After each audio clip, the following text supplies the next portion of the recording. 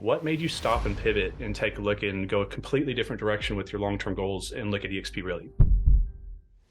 We had a flip. That's basically, I traded one job for another, which is fine because I had real estate a lot more than my previous job. But along the way, we realized we built a very exhausting, cash-hungry machine that's not building the wealth and passive income. I mean, that's why we got in this business to begin with, wealth and passive income, and flipping houses doesn't do that.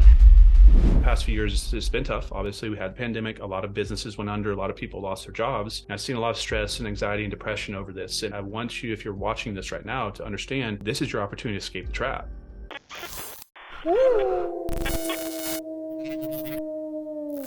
What's going on, guys? We are back, and we have a podcast for you today with one of the biggest, baddest rock stars in the Wolfpack. He is not just an agent, he is an investor agent, and some of you guys know him from Invested Agents. His name is Chris Bounds. He's been doing a lot in the industry for years. Some of you guys have been following him. You know, man, I mean, back in the day, he's from the investment space crushing things, right? He's flipped hundreds of houses, started building rental portfolios, done a lot with like creative financing, one of the best marketers that I know of coming up in the investment space. But also along the way, we got to him. We kind of tricked him into coming over here to EXP, get out of that investor just mindset and come on over here and play in the agent world. And he came on over here and he's been doing incredibly well. He's a two-time icon agent. If you guys know what that is, it's about a 1 or 2%, top 1 or 2% agent in our company. And it's an award that we give out for agents that are doing a large amount of volume. So it's a very prestigious title. So he's a two-time icon agent, as well as he's one of the top team leaders at EXP. He's got over 200 agents and growing exponentially. Let me introduce you guys to Chris Bounds and get him on here. And let's ask him some questions about his investment background, how he sees the parallels, I guess, from an investor looking at the EXP model. What's up, Chris? Thanks for coming on the show. Appreciate you having me, Connor. Yeah, man. You know, it's hard to believe that you, me, and Brant, and this journey's kind of gotten to here. And I'm glad to see that, you know, you're pulling across the finish line here and going to even bigger goals and, you know, seeing how kind of this all played out. Because when we started, it's just kind of a dream. And now it's kind of a reality. But kind of step back in that moment, you know, you're a full-time investor. You're doing really well. You're active in the community. You're running like real estate clubs. You're all over the place. What made you stop and pivot and take a look and go a completely different direction with your long-term goals and look at EXP really, just from the investor mindset? So the long-term goals, that pivot happened, you know, slightly before EXP. It was all around about the same time. So we were doing well-ish. My wife and I, we'd been flipping for a while. Long story short, started buying rental properties in 2011, switched, or got my license 2014, switched to flipping really in 2015 because I quit my job, and you don't really eat off, like rental properties don't really pay for your mortgage and your meals unless you've got hundreds of them, which I did not at the time. So we had to flip. I mean, that's basically, I traded one job for another, which is fine because I love real estate a lot more than my previous job. And, but along the way, we realized like we built a very exhausting, cash hungry machine that's not building the wealth and passive income like that I mean, that's why we got in this business to begin with, wealth and passive income, and flipping houses doesn't do that. So, and beyond that, you know, there were some market fundamentals. It was getting ridiculously competitive. We were going to pay a lot more which means taking a lot more risk for houses. We had a couple bad deals. Like if you flip the number of houses we have, you're bound to have a deal that's not just going to break even. Like some of these deals we would have happy to break even with, like we actually lost money on. And so we had to really take an assessment of like, are we actually doing what we really want to do?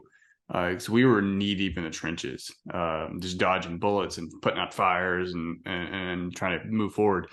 And then we realized like that answer was no. So but it causes another question, like, okay, well, what would solve that problem? What would help further, you know, our movement towards that goal, building wealth, building passive income, achieving financial freedom? And it was the rental properties. And we were like, hey, look, like these rental properties, actually, they've been the best we've ever, like out of all of our properties we've done, out of all these flips, like our rental properties have been the best. The ones that we even held for 3 to 5 years and sold, like they were 6-figure deals. Virtually every single one. Versus the flips where we'd make 20, 30, 40, like a home run, maybe 50 to 70. But there's also like the strikeouts where we broke even on or lost, but yeah, that took a lot more energy. So we had to figure out a way to where we can pull back on flipping, like change this model and move forward in a way that was going to further our goals. So EXP came around that time when we were going through that. The EXP part was actually an easy decision. Like the transitioning from flipping to a long-term hold model was very painful, and we're still going through that just because there's so much money when you're spending 30 grand a month in marketing, expecting to get that back in 90 days, maybe 6 months when you sell the product. And now like you're not going to get that back because you have to hold the property, and that's fine. But it was a hard shift. EXP came along at the same time, which was a blessing because it really, really aligned with those goals.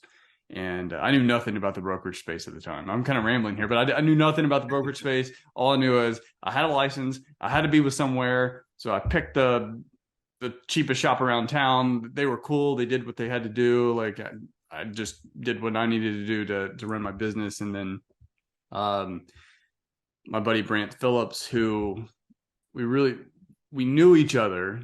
We did an Ironman together like the year before, and we had some light conversations here and there. I knew he was a very respected leader in the Houston area. He'd coached a lot of the OGs, and he had a construction company. I knew he was a Christian, and he was just a guy with integrity. Mm-hmm. And also knew he's a busy guy. He's successful, busy, and then he texted me about this EXP thing, which I'd never heard of. And if it was anyone else, I probably would have blew him off. Right. And I think you probably had some experience with that, but I respected him enough to at least take the meeting. I did not watch the video he sent me, and I told him that. I was like, man, I ain't gonna tell him this. Tell me what you got. And he showed it to me. He was like, and he was pretty gung-ho about it, even though he probably learned about it like minutes before, in reality, probably a few weeks before. And he was like, hey, this is Amazon real estate, yada, yada, yada. And I'm like, I don't know about that. But it is pretty cool. Like, I'll let you know this afternoon. And I'd already decided, like, why would I not do this? Like, it's like stupid for me not to do it. Now, in hindsight, I realized like the stuff that he was saying, which I don't even know at the time, Brant. I mean, I think he was told that, but I don't know if he truly quite understood. But our eyes just opened up over these last 4 years and seeing what was going on. Like, it's been amazing. So, yeah. I mean, it's very, very common that I've seen a lot of real estate investors gravitate towards the XP model, meaning that investors, as compared to agents traditionally just work for active income, and they also have an investment business on the side. This is where they control equity positions through the ownership of the property, and then they build their residual income. But I've seen a lot of investors look at this as a much more scalable way to grow their residual side, meaning the fact that the rental business is a kind of linear business model, meaning if you want to buy a second rental property, you have to raise the money again, you have to find the property, you have to acquire the property. Then depending on how you're going to keep it long term, if you're going to do a burst strategy, you have to do it with an interest only loan back into amortization. A lot of working parts and kind of the chaos that you were dealing with your flipping business, I was dealing with the same thing. I actually shut my business down a year or two after coming into EXP as a luxury benefit of the business model here, allowing me to kind of get out of that other business. Now, it was a great business. I was making a lot of money, but it was very stressful and had a lot of working parts. And I had to always be kind of managing different things, bouncing around town, driving to properties, dealing with all sorts of different craziness. So I saw this as a much more efficient way, but much more scalable way, because like I told Brant when I brought Brant on, I was like, houses can't buy houses for you, but agents can go out there in the marketplace and start building their own business. So it creates an exponential leverage. And I just did a training call this morning talking about how my lifelong goal to hit $1 million residual income was shortcut by over 20 years because of the revenue share model. Maybe you want to give a comparison on kind of like the trajectory of what you saw your rental cash flow scaling it in comparison to what you've been able to do in kind of a similar time frame, just so some of these investor agents out there realize what's possible over here, because a lot of them are holding their licenses at flat fee shops because they're looking at the front end. I can keep more of my commission a day. But you've always said something in a lot of your speeches, which is don't let a good life take away your great life, or a good life can get in the way of a great life. Well, if you're thinking I'm keeping more of my commission here, you're forgetting what you could create over here. So yeah, you may be able to keep more, but you can't create as much as you could through a 3 income stream wealth creation brokerage model, meaning what could you build to? So kind of what's your take on that in relationship to what you've experienced with your portfolio? Yeah, and at the time, really, I saw it was a no-brainer because as an investor, I'm looking to build wealth, build passive income, which wealth building is through owning rental properties, owning real estate. The passive income comes from typically rent. I guess maybe you could say short-term rentals if you have like a large enough team and it's managed by everyone else, and you're detached. But I really saw it as I had to have a license, I had to be with somewhere, and EXP just offered things that no other brokerage had even. I was completely unaware that these were even possibilities. Which EXP introduced some of these to that industry, which was they allowed you to build passive income through revenue share, which you mentioned too. And I'll get more into that in a second. That was a kind of a no-brainer because I talked to agents. I mean, I was an agent. Talk to agents all the time, running networking events and whatnot. People would ask me, "Hey, I'm gonna get my license. Who should I be?" And I would tell them, "Well, I'm with so and so." I didn't care if they joined them or not. They were fine for me, so that's who I recommended. So I knew by accident I could probably bring on a few people throughout 5-10 years or whatever. But then there's the wealth building component. Every single property that I was selling had to go through an agent. Now it was through my license or someone that that worked with me, one of their license, and it was just the ability that, hey, look, I can get equity in the company, in the brokerage. Like my current brokerage is not giving me any equity. EXP is going to give me equity and the ability to buy stock at a discount through their agent equity program. Like it was which buying stock at a discount. If you think about that for a second, my role as a real estate investor is to go out and find opportunities, find real estate that is worth more, or I can make it worth more than the purchase price. So I'm trying to get that gap. I'm trying to buy real estate at a discount. So now I have a real estate brokerage that someone I have to be with anyway is saying, hey, look, we'll let you buy our publicly traded stock at a discount. I'm like, okay. Like, I was like doing all the math. I was like, dude, if I would have known this like years ago, like all the properties I would have flipped, like, and then the stock price it was then, it was a pretty painful math calculation, but it was crazy. So, and then there's other ways that the Icon Agent Award, which I've hit 2 times, and where I can get my cat back. Now, and when I was doing all the math, I was like, hey, I was with a flat fee shop, and I was like, that's actually more expensive than the value proposition EXP is giving you, excluding rev share. Like just the Icon Agent Award and the ability to get stock at a discount exceeded the value than the previous brokerage was trying to give offer as flat fee. So now fast forwarding to revenue share, because we know like I made the mistake of don't let a great life get in the way of good life. I made that when I graduated college. I'd flipped 4 houses in college. It was cool, really exciting as like 21, 22 years old. Like go out and I bought 4 houses and I had no job. Like the basic definition of no money, no income. I had credit because they would send me credit cards, and that's kind of how I financed some of those stuff. But in any case, I went and got a job, and I was making $80,000 to $90,000 I had no debt, making 80, 90 grand straight out of college. Like I'm rich as far as most 22-year-old kids. Like I'm doing pretty well. Yep. That was a good life for me, but it kept me from the great life that I always wanted. I've always wanted to be an entrepreneur, a business owner, on a like an institutional level scale. My grandfather had a company, had roughly like 300 or so employees across multiple cities in Central Texas. And he basically played the Rich Dad formula like years before that book was ever even written. Built a huge business, funneled all his money into real estate assets all over Central Texas, rural land, apartment complexes, commercial properties, duplexes, built out subdivisions, and held hundreds of them as cash flow, and then funneled that money plus some other earned income into stocks using dollar cost averaging over a career of like 60 years. And let's just say like he was pretty well off. And so I was able to watch that, and that's what I wanted to do. But I had this job that was really comfortable and really easy.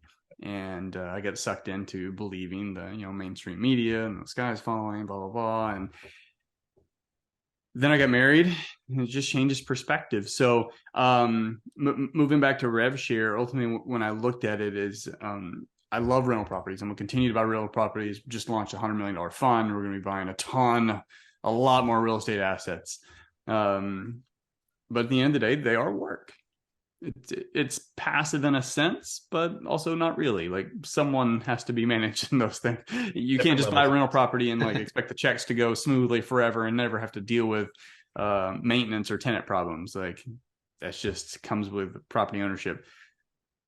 But with revenue share, I don't have agents calling me on the hundreds of transactions, thousands of transactions that they're running through their license every month and every year. Mm-hmm. EXP handles that. Yep. That is truly passive. Like, my rental properties don't do that. I think you mentioned before, my rental properties have never walked down the street, grabbed another rental property and threw it in my portfolio. But the agents are doing that. And there's one agent, brand new, he's part-time. And you know how agents are in this business. Like, some agents, like, it's like 8 out of 10 will be gone within a couple of years of getting their license. Started off part-time. Has gone off to now year 4, I think, in the business. In the last couple of years, he's done over $50 to $100 million in sales personally, plus his team, plus brought on over 150 other agents. A rental property's never done that for me. Debt free. So it's been life-changing, and it's actually allowed and afforded us the ability to really change directions and where we want to go with our business.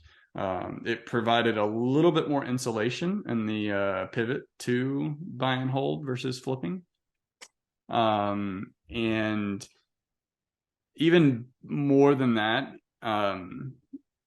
it's caused some really good relationships. It's created opportunities for great relationships that I have with folks on the team, and even folks that are in other teams that are successful. They're very purpose driven, high integrity. They're really, really looking to build great things, and they're doing great things both in real estate and coaching and personal development. And those relationships have overlapped into various collaborative opportunities. And I know you've experienced a lot of that. And that's invaluable, because I don't know what I'm going to be doing 10 years from now, 20 years from now, probably real estate related, but maybe something different. But those kind of relationships are like proximity is power, and knowing and being just kind of on the same team with some of those high quality individuals has been amazing.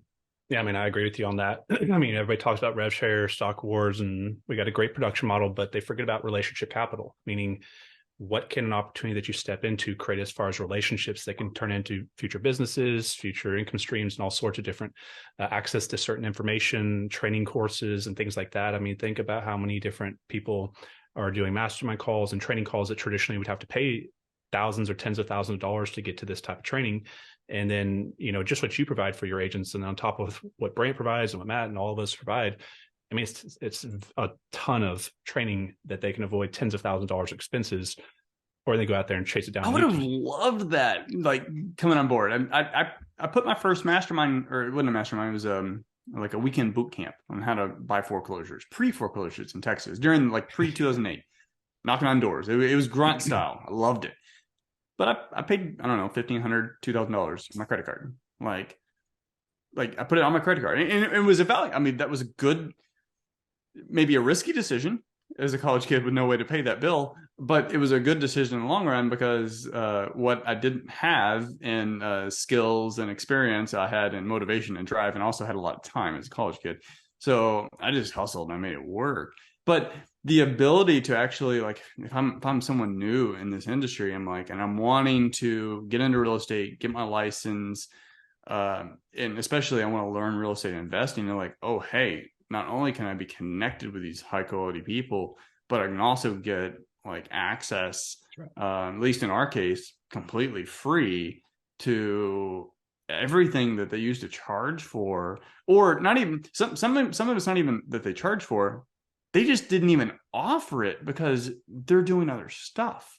And now I actually get to collaborate with them and learn from them and absorb their resources and their education to further my career. And they're excited. Like the more deals I do, like they're actually happy. They're not mad that I'm competing with them. Like what kind of game is that? Like that's what I want to play. Man, that would have been great had I had that. So I'm happy to contribute to that, to the next generation of real estate professionals. I mean, I mean, if you guys know my story on the internet, if you've watched even back on Investor Army like 5-6 years ago, the way I went into debt was through aggressive education expenses. I was traveling around the country. I was, just writing checks left and right. I put up 35 grand for one training company before I knew it. Yeah, I was getting information, but I put myself in a hole that took a long time to come out of it. And if I had known all I needed to do was to get a real estate license and partner with an organization like ours through a company like EXP, that certain teams that run revenue share organizations here are not running it like a production team. Normally you have to pay a split into that production team to get extra coaching and training. We just give it all out for free.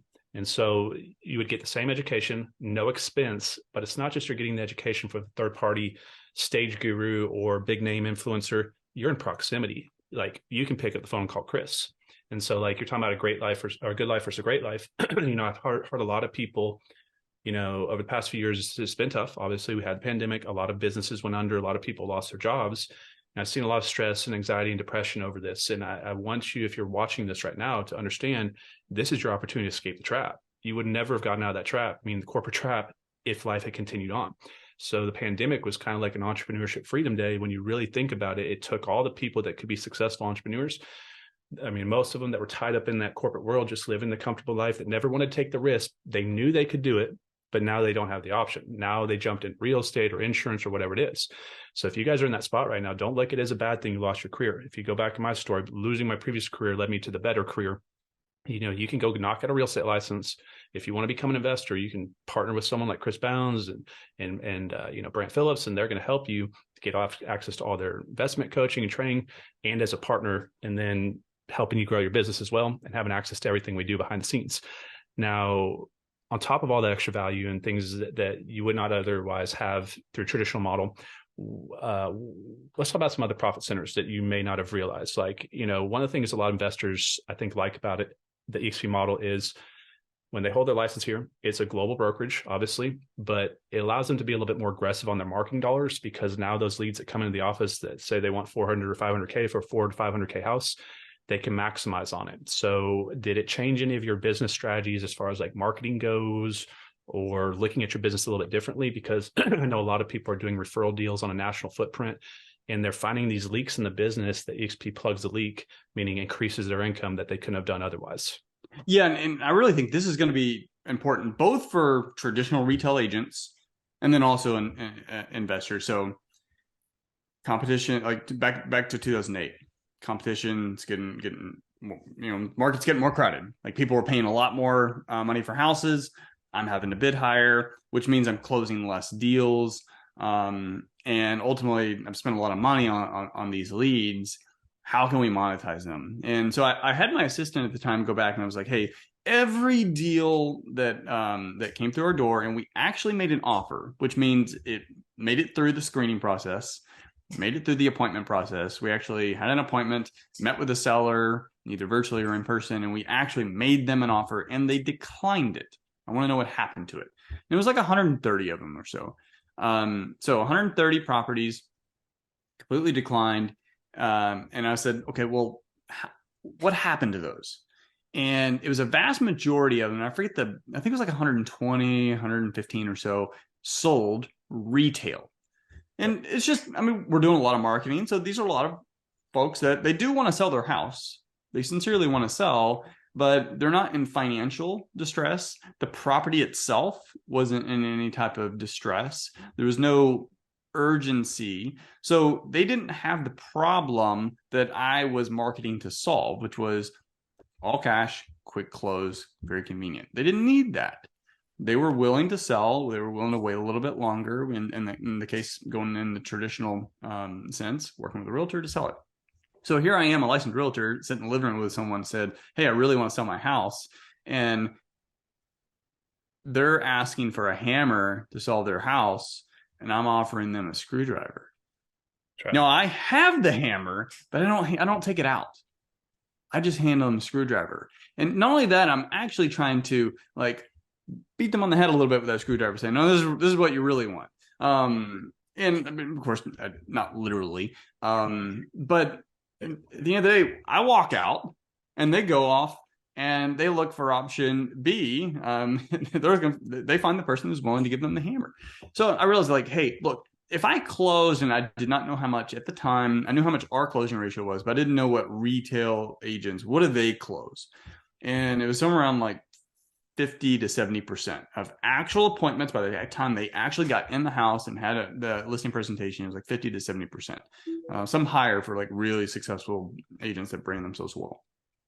So, but I didn't know that. So I was like, well, what if I'm a horrible agent at closing and I close 30%?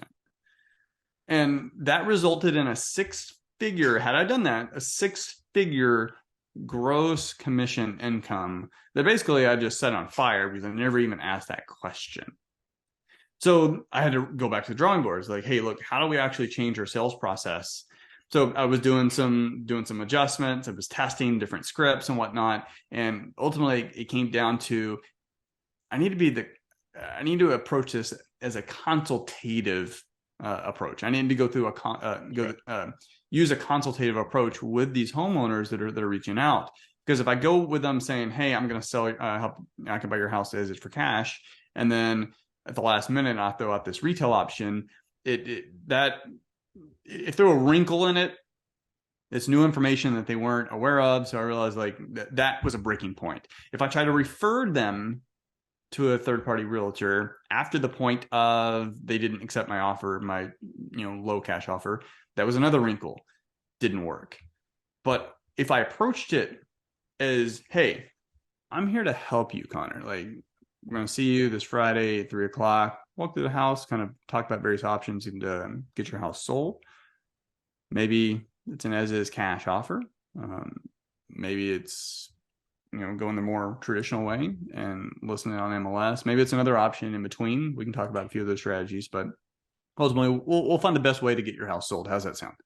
So approaching the conversation like that, not only were they much more receptive, but they also got the idea that I was on their side. And now clearly as a real estate agent, I disclosed, hey, I'm a licensed real estate agent. I'm not representing you. Unless you want, we can have that conversation if you want, and then just move on. So I found the conversations a lot easier. Yep. They flowed a lot better. They didn't view me as someone who's just trying to steal their house. Yeah, predatory. Steal their equity. And the closing rate went higher. And it's not, most investors don't want to be listing agents. They don't want to be listing homes for retail. It's not that, you can still be an investor only. You just need to have someone on your team who's willing to take that on, but you've got to close it. You can't hand this stuff off. When you're in the room with someone who actually wants to do a sales transaction with you and you've got the solution for them, close the deal. And that's what I learned.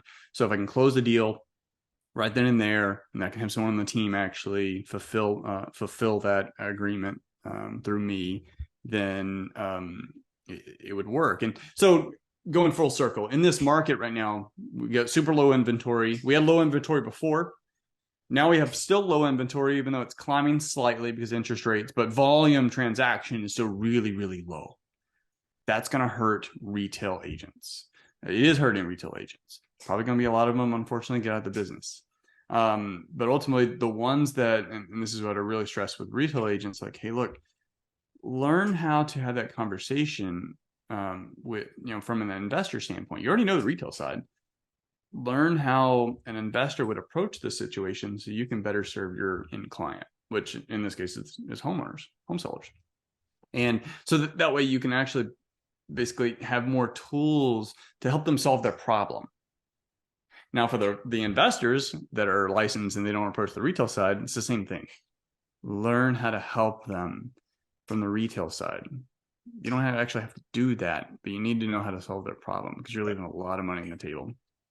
It's like when you make multiple offers, you make a cash offer, multiple creative financing offers, their mindsets from yes or no maybe a counter to which one works best for me. So when you come in and you're like, hey, I can list it, I can buy it, you give them all these options. It's more consultative, like you're saying. It's now let's work through this and figure out the best solution, being on the time horizon it takes to get it done, what's more important, time, stress, or money, and help them make that decision, because there's an option in there if you have enough options for them. What do you think about as far as like, a lot of options for investors that have not thought about EXP because for 2 years I kind of blew EXP off, and then in full transparency, I didn't take a deep look. It was my fault. It's a big mistake. Now, as I moved into EXP, I started to think about a lot of these other investors that are doing the same thing. Now, a lot of them are generating a ton of leads, and they're generating them for their flipping business and their wholesaling business and their rental business. These are all equity position businesses, meaning you need to have some equity in the house. There's a lot of them out there that are generating tons of leads. What's your take on going into reaching out to these individuals, meaning creating a relationship with them and saying, how can we work with each other? And what are you doing with 100%. All these trash can leads? Because think about this right now. All you guys are investors that are also agents. How many wholesalers, house flippers, and landlords are investing a lot of money marketing and literally do what I did for forever, which is literally throw 10 to 15K checks in the trash can all the time. I'd be like, they'd want 400K for the 400K house, and it didn't even resonate with me. I'm just like, oh man, in fact, it was a negative, right? I'm like, oh geez, like, come on, like seriously, what a bad break. And I'm throwing like 12K checks in the trash can. So there's a lot of that synergistic nature on that type of stuff. What's your take on that? And then also the process of agents getting licensed, now that you've seen with a lot of the laws changing with wholesaling, and now EXP has become extremely relaxed on all the policies for investing. So if you guys have heard in the past that we have these investing policies, make sure you reach out to Chris and myself. It's not really what it would seem as it has in the past. They're approving many different investment strategies. It is by approval, but we can help you with this, guys. So if you run massive product management, wholesaling companies, things like that, just get in a conversation with us and we'll take you from that step of the process forward.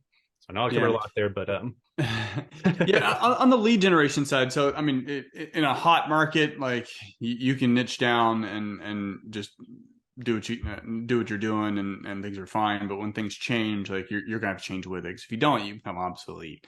So this is the time where agents that are stuck in their old ways and had the blinders on, which, hey, I was there with flipping. But you run the risk of really getting hurt, or even just completely overtaken and washed out of the market. So, retail agents, like a wholesaler's job is lead generation. That's their entire job, is lead generation, because they don't close on the properties. They're just assigning it to someone else who's actually going to close on them. So all they do is talk to people. So if the agent can, and the vast majority of the people they're going to talk to have no interest in selling to an investor.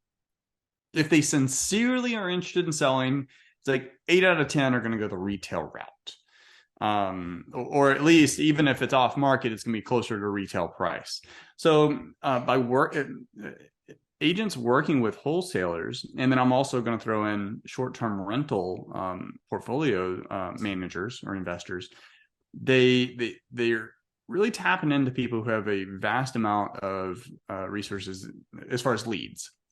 Now, the problem that you'll have to solve is, and this is going to depend state by state, because there's various laws on how you can compensate someone who's not licensed. Now, if they're licensed, cool. Referral agreements, like figure out the referral that makes sense for you. That's the ideal situation. If not, just figure out a way how maybe you can pay for their marketing or whatever, and make sure it's all above board with your state laws. But that's been huge, and I know investor agents who have done $50+ million in sales year after year, and they started out doing that. And in a slower market, you're going to have to be more creative. And a lot of those situations, they're relatively free up front. Maybe just a small commitment, and it's definitely going to at least take time, but that's a good way to get leads. Sure. Now, your other question, as far as investors looking at EXP, like, it is a no-brainer.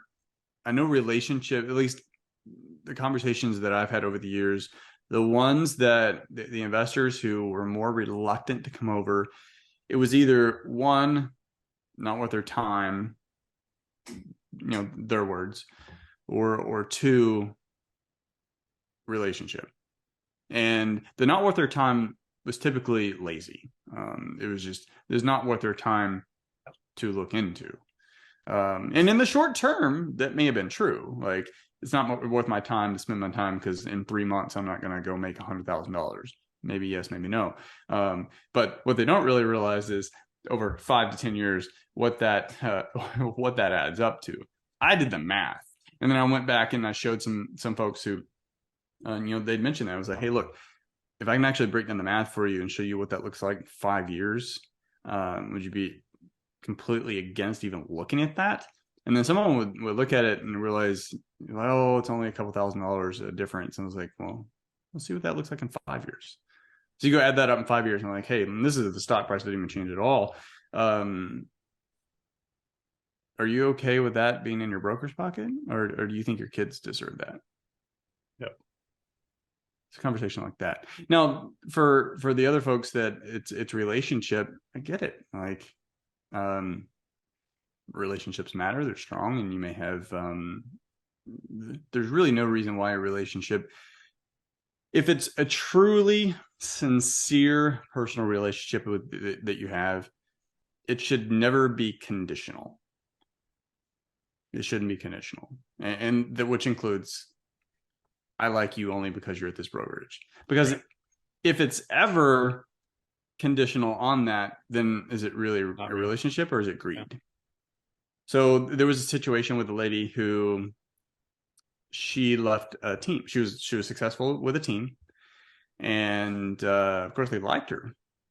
But then when she went solo, they badmouthed her, they trashed her, they told her she was never going to make it, blah blah blah. Like, what kind of dynamic is that? Like, here with EXP, like, I can bring someone on board, and like, the more successful they are, like, the happier I am. Like, regardless of whether they're on my core team, whether they're on the rev share team, like, and even if they find out that EXP doesn't work for them, they go somewhere else. Cool. Like, yeah, I'm gonna miss you. But most, when they come over and they really understand what's going on, and they take advantage of the tools, the resources, the collaboration, and then they actually really start seeing some results, like, they just don't leave. They don't leave. It blows my mind that people do that. We actually train agents, as you know, in our group. I actually create a new term for them called boomerang agents, meaning just giving something people can remember the name, to remember how to treat people, both how when they come in, but also how they leave. Because we have so many agents leave and come back with us because they do get that grass is greener mentality. And if you burn that bridge and you wish someone bad, and you wish their career goes bad, and that the next place they go to, they're not coming back with you if they come back to the same brokerage. And this is not an EXP thing. I'm talking about just in general, business to business attraction models, meaning insurance, anything. If you guys are burning that bridge, you're destroying that back end income stream, meaning how many people boomerang back and come back over to you. So you always wish people with sincere in your heart intent, go have a great career. And if it doesn't work out, you have a welcome hand back here. And you'd be surprised in all y'all's businesses, if you guys change the way you handle the exit, how many people will come back in the entry, and meaning come back over to you. Now, I want to give you a chance to kind of go into, like, you've had a lot of partners join you. You're a great leader at this company. A lot of people, look up to you. Your team's grown extremely quick, partly because of extra value and access to things you're doing. So do you want to kind of give a take on what you provide for agents and what it would look like if they came to work with you, as well as myself? There's other ways y'all find out what I provide for myself top down with the social media coaching, investment training, things like that. But if you partner, with Chris and us, he's created a lot for you guys. So I'd give you a chance here to kind of explain what you're doing for the team, and then maybe how they can reach you and access you. And also, if you want to talk a little about InvestX and your fund, and just kind of let everybody know how they can work with you and what you have to offer, and kind of anything and everything. Yeah. So I mentioned earlier, like, the extra collaboration you have within your team with EXP, and there's really two types of camps. There's a camp of agents and investors and leaders that they were already providing education, whether it was on a team level or they were selling courses and whatnot. And EXP just allows greater synergy with that, and a lot of them, like us, you just get access to it for free. I was in the other camp. I wasn't doing it. I had the knowledge, I had the resources. Outside of, I did a lot of networking events, and I would share knowledge there, but I was not selling courses. I had zero thought in my mind, actually, and I had said it multiple times, not gonna be a coach, not gonna be a coach. I just didn't I didn't want to. I didn't see the value in it, and me doing it. I didn't think it was my personality, and it definitely really didn't make business sense unless I just wanted to go out and be like the next, I don't know, Grant Cardone. I don't know. First name that came to mind, but he's probably not even the best example. You know, like the Ron LeGrands and all that, and which great investor, but they're huge education companies now. That's right. I didn't want to be that person, but it really came with, I had a team that, you know, a very small team at the time, and they were wanting more, and I had something that I could provide them, and I wasn't. So it really came out of, hey, it's kind of selfish of me to hold that back. So, and this was a long process of like, man, like, how do I actually put something together that's good, quality? I can still keep doing my business, but I can provide this to them that's really good, really good quality. It'll be great for new people coming in. It'll be great for the people here now, and it'll definitely be really good for everyone when they're wanting to talk with other prospects on the value proposition that we're offering. Not just a free ebook. If you click here and give me your email address. So I collaborated with Brant Phillips, my sponsor, and he's really helped me and you got connected.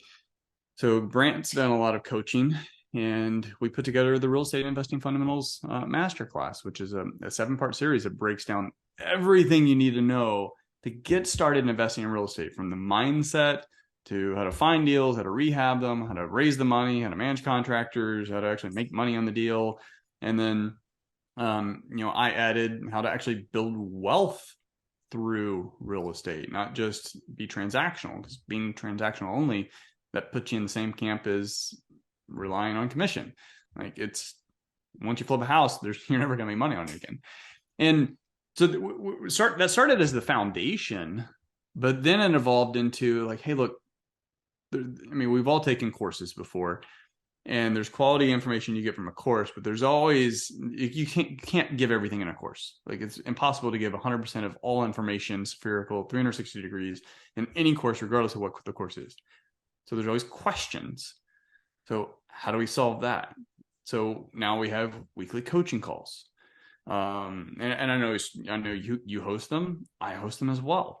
Mm-hmm. And they're in various capacities, subjects, and the questions, you know, range from sales and marketing to investing, or hey, I got this deal, I don't know what to do with, or hey, there's this deal, it's like way in this other market, I don't really know how to comp this, or hey, like, how do I raise money for this thing, or hey, the rehabs. And then there's a lot of retail stuff too, retail questions too. So these are ongoing coaching calls that we can pour in value, which if I were to charge for based on an hourly rate, it would be, it just wouldn't make sense for most of the folks on the team. That it just wouldn't make sense for them to pay for that financially.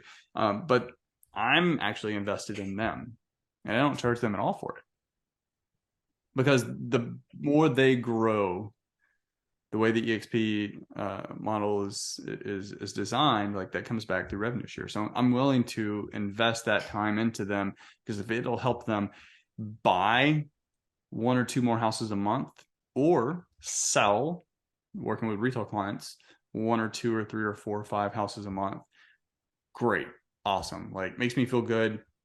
Get compensated a little bit from rev share. Probably going to bring on a couple more agents. That's a win-win-win all the way around. And that's really what when Glenn Sanford, he was kind of ingenious when he came up with this model, is like, we have the 50, 70, I don't know, probably 90 hours a week in training that EXP offers, on top of all of the individual agents' efforts training their own personal teams, like what I'm talking about here. And so it's this massive dive downwards into the team. It's the leaders getting down. It's the generals coming to the front lines, working with the folks on the front lines, the soldiers on the front lines, to give them the best tools they need to be able to go out there in the marketplace. And all that does is strengthen the entire organization, and it's great. I love it. So yeah, that's what we do. Invested Agents is that brand. invested agents. We do a lot of free events. So, I mean, you don't have to be an agent to get value from it. It's just, I like agents, so I educate agents. Investedagents.com/community is the community. We have a free Facebook group, but if you actually wanted to join the community and agents that are on the team, they get free access. One of the things that sorry, I cut you off there. It's important if you guys made it all the way to this podcast, because some always do. Many people, podcasts are long, so we don't always know if they always get to the end. But this is it's very important what you heard him say there, guys. Like, he created courses and he created a system for education for business practicality, meaning you're coming over to work with Chris to win in business. Normally, what people are doing with course creation and training systems is, what are they trying to do?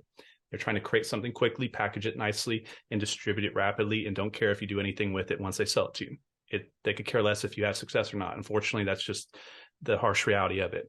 It's a big difference when you're not selling something, you created it for value to give away, that you're now making your back end income from helping people be successful. So now your training has to work for people, because if it doesn't, Chris is taking the huge risk, if that makes sense. So in the traditional education world, they're selling you a product, you're paying up front, you haven't tasted the sample, so you're going to get it once you get it, and then you're taking all the risks, right? Whereas on the flip side, Chris is taking the risk, and what a lot of these EXP leaders and all sorts of teams across the company are doing is they're taking the risk, providing the value up front, hoping that you go through it and apply it and actually turn into being a successful entrepreneur. So they make them in a different way, not just a quick sell, but to create successful people, if that makes sense. Now, guys, if you want to find Chris, or did you want to go into a couple other things, Chris? Invested X is the overarching brand, which includes the real estate investment fund. So ultimately, what I do is I educate on active investors, invested agents, or folks that want to be more passive, which includes a lot of successful agents, because they're making all this money, especially like in rev share and building wealth with stock. And then as they invest, like, they need to invest passively too, which a lot of them, they want to just either loan their money out, or I've got a real estate investment fund that it's for accredited investors only. But we're out there really rapidly investing in workforce housing. So it's a $100 million fund that we're going to be doing some pretty amazing things over the next 10 years with that. So that's what I do. I mean, it's just like, we're going to wrap this one up, but he does a lot of other things, guys. Like, we just got back from an event in Houston where he and Brant, you'd be working with Brant Phillips as well, where they purchased, Business Mastery from Tony Robbins, not cheap if you know the expense of that. And then they rented a very nice Airbnb property and had 20 or so of their agents come down and get to spend time, getting to go through something that someone traditionally probably wouldn't afford to be able to do or put the money up to, because it ain't cheap, as you guys know. And then gave a lot of people that experience. And it was a great culture building activity for you and your group, and then also just for these agents to get this type of level of education. So guys, make sure to go follow Chris on Instagram and go check out his YouTube channel. As well as you can go check out more stuff that we're doing. I'll probably take some clips of this and put it on my Instagram. Other than that, is there a website or anything else that you wanted to redirect people to, Chris, on the way out of here? And thank you for coming on here and kind of giving your take from the investor perspective on why you're seeing that mindset, I guess, gravitate towards EXP.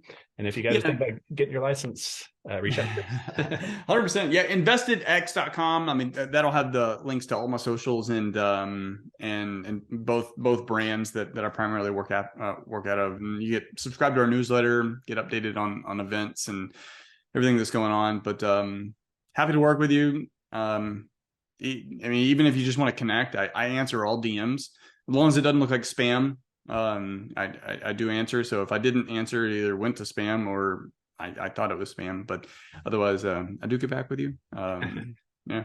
Need one of those golden nugget buzzers right there at the last second. That's an important tip, okay? Because if you want cold market traffic from the internet, it better not look generic and meaning mass marketed, meaning it was sent to thousands of people. That's the worst. Especially, it's the worst. I can't believe people still like, I get spammers do that, but I don't know. It still amazes me that individual people do that. It needs to be written in a way, guys, that it feels like it was written to them. Otherwise, don't waste the time to do it, because you're not. I've had some highly successful, like big people respond just because I sent something sincere. That's right. Sure. Like, I mean, Russell Brunson. I've had Gary V. And some other folks. So yeah, 100%. Just be real. Be real. We'll leave it on that one. There, Chris, appreciate you. And I'll get this guys out to you guys as soon as you can when you see this. And it's going to be a good one. See you guys on the next one. See ya.